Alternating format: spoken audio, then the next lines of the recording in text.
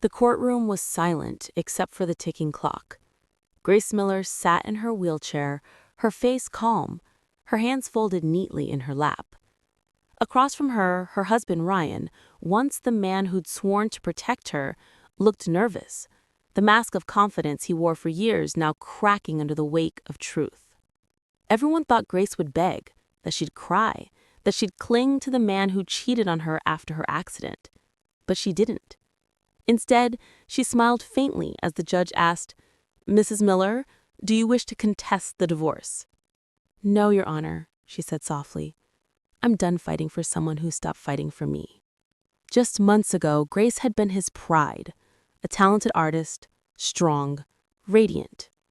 Then came the car accident, the surgeries, the endless recovery. When Ryan started staying late at work, she knew. The whispers, the missed calls, the perfume that wasn't hers. It was all too obvious. But instead of confrontation, Grace chose silence. She began planning her escape, quietly, meticulously.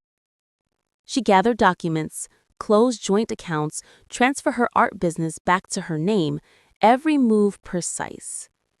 And when she finally filed for divorce, she'd already ensured one thing: Ryan would leave with nothing that wasn't his. As the judge read the settlement, Ryan's face turned pale. Grace would keep the house, her business, and her inheritance.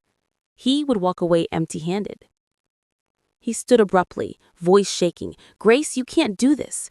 I made sacrifices for you." She met his gaze with calm steel.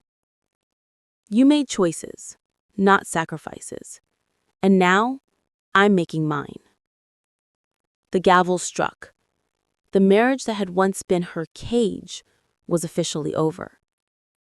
Grace wheeled herself toward the exit, sunlight streaming through the tall windows.